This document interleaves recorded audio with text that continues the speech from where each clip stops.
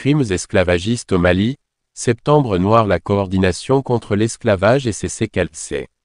CES rappelle aux autorités maliennes, à l'opinion nationale et internationale que plusieurs crimes ont été commis sur des militants abolitionnistes en toute impunité, notamment le jour même de l'anniversaire de l'indépendance du Mali le 28 et 29 septembre 2021 à Souroubir.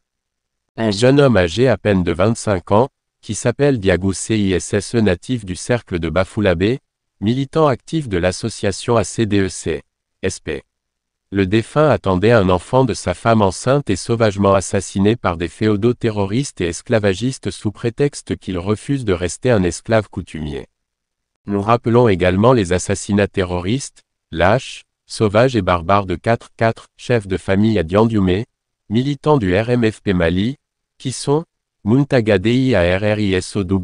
72 ans, Youssouf Sissoko, 73 ans, Diani Ahmed Sissoko, 44 ans, et Gossi Sissoko, 45 ans, dans la commune de Gogi, cercle du Nioro au Mali.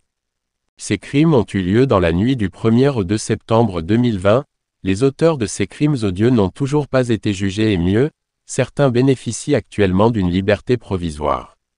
Le plus récent crime esclavagiste s'est passé à l'Animodi, du 29 au 30 juillet 2022, une scène macabre fut découverte avec stupeur, une femme âgée de 70 ans est enlevée dans son champ, tuée, démembrée, puis son corps découpé en morceaux et tentative d'incinération, le reste du corps non consumé par le feu est mis dans un sac et jeté dans l'eau en pleine mare au milieu des broussailles.